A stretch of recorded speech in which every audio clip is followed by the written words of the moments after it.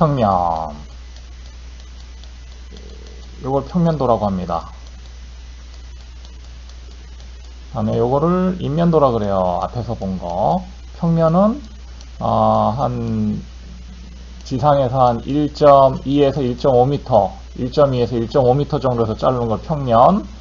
동서남북, 정면, 배면, 측면 이렇게 앞뒤 좌우에서 본 걸 인면, 그리고 어느 위치에서 이렇게 잘라서 본 거를 단면이라고 부릅니다. 단면.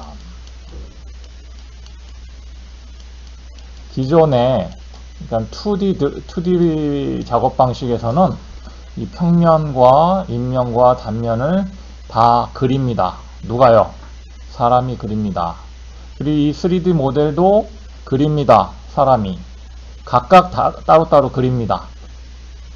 자, 이 평면, 인면, 단면, 그리고 3D 모델, 이게 잘 일치할까요? 그냥 그림인데 일치하지 않습니다. 그래서 필연적으로 설계 오류가 발생할 수밖에 없는 환경이었어요. 왜냐하면 이게 다 그림이기 때문에 그렇습니다. 이것도 그림이고요, 이것도 그림이고요, 이것도 그림이고요, 이것도 그림이라 그렇습니다. 그런 환경에서 사람이 아무리 신경을 많이 쓰고 정확히 한다고 해도 사람의 한계로 이게 완전히 일치하기는 어렵습니다. 또 요 도면이라는 게 한 번에 완벽하게 그려지지가 않아요. 계획이 바뀌면 수정이 되겠죠. 평면이 바뀝니다. 평면이 바뀌면 어떻게 해야 될까요? 평면에 어떤 치수가 바뀌었다고 칩시다. 이게 스팬, 그러니까 이 기둥과 기둥 사이의 거리가 바뀌었어요. 5m였던 게 예를 들어 6m로. 그럼 인면도 바뀌어야 되겠죠? 단면도 바뀌어야 되겠죠? 모델도 바뀌어야 되겠죠? 3D 모델도. 근데 그걸 전부 사람이 일일이 쫓아다니면서 고쳐줘야 됩니다. 그림이니까. 그래서 필연적으로 2D CAD 환경에서는 도면 간 불일치가 생길 수밖에 없는 환경이었습니다. 그런 것들을 시공하시는 시공기술자들이 잘 현장에서 그 경험과 노련함으로 커버를 해왔던 거예요. 자, 그게 결국은 비용의 증가, 기간의 증가, 품질의 저하, 이런 결과로 나타났습니다.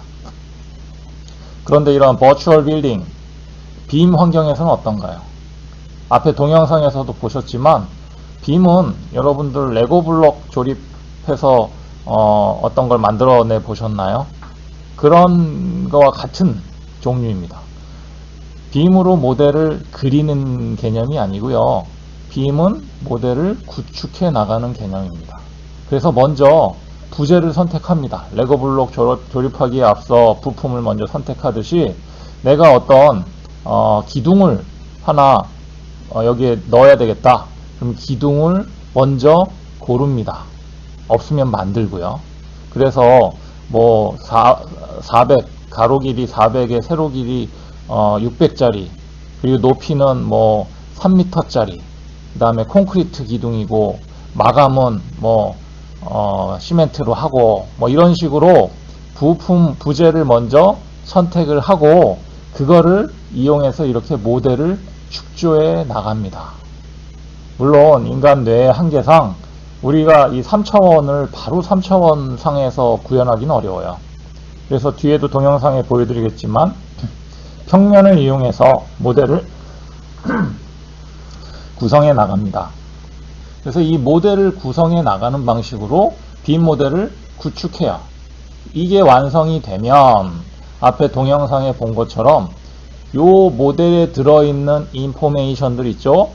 어떻게 생겼는지, 형상 인포메이션, 이놈의 강도는 뭔지, 재질은 뭔지, 또 작업은 누가 했는지, 이러한 속성 정보를 모두 포함하고 있는 이 인포메이션들이 일종의 데이터베이스 형태로 만들어지게 됩니다. 이 빔 모델을 완성하게 되면. 그럼 빔 모델이 완성됐다, 다시 말해서 건물과 관련된 데이터베이스가 하나 완성됐다.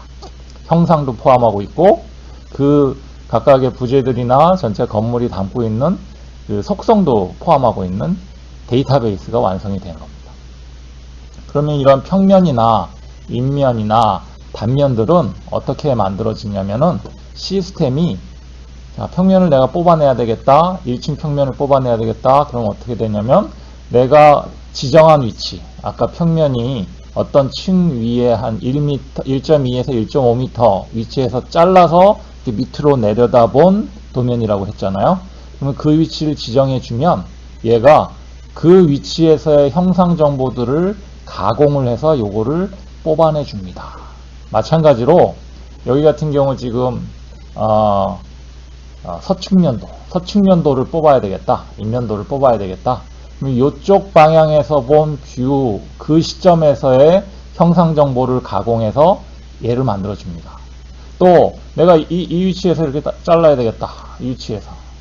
그러면은 그 위치에서 뭐 이쪽 방향으로의 형상 정보들을 가공해서 이렇게 단면도를 뽑아줍니다. 누가? 시스템이 뽑아줍니다. 어떻게? 이 안에 들어가 있던 형상 정보를 가공해서 만들어줍니다.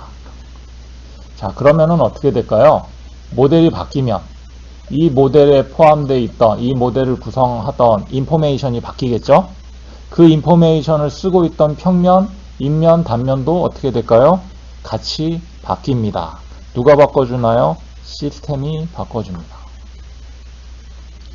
결국 평면, 인면, 단면은 우리가 CAD처럼 그리는 게 아니고 빔 모델로부터 뽑아져 나온 하나의 뷰인 것입니다.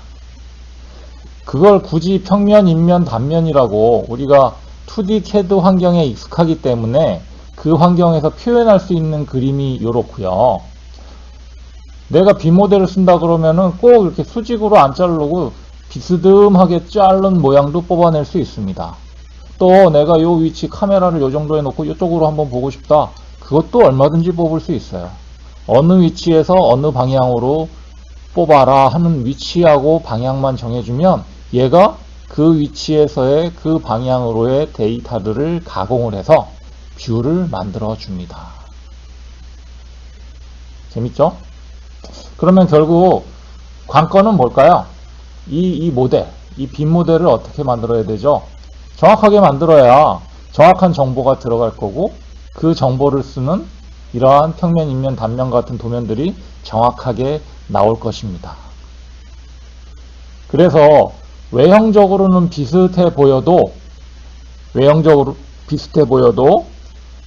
A라는 사람이 모델을 만든 거랑 B라는 사람이 모델을 만들었을 때 외형은 비슷해 보여도 결과물들이 다르게 나올 수 있어요. 왜냐하면 그 건물을 그 빔 모델을 구성하는 방식이 다르면은 외형은 비슷해 보여도 인포메이션이 차이가 나고 그 인포메이션을 쓰는 평면, 인면, 단면들도 차이가 나게 나올 수밖에 없습니다. 그래서 이러한 빔 모델을 만들 때는 반드시 빔 모델링 가이드, 이러한 모델링 가이드에 맞춰서 모델을 만들어야 됩니다. 이러한 모델링 가이드는 발주처, 그러니까 이 건물을 처음에 짓고자 하는 그 건축주 입장에서 처음에 제시를 합니다. 이 모델의 빔 모델은 어떤 방식으로 만들어라 하고 그 방식에 맞춰서 모델을 만들었을 때 후속 과정에서 그 모델에 들어있는 정보를 활용했을 때 제대로 된 결과물들을 낼 수 있기 때문에 그렇습니다.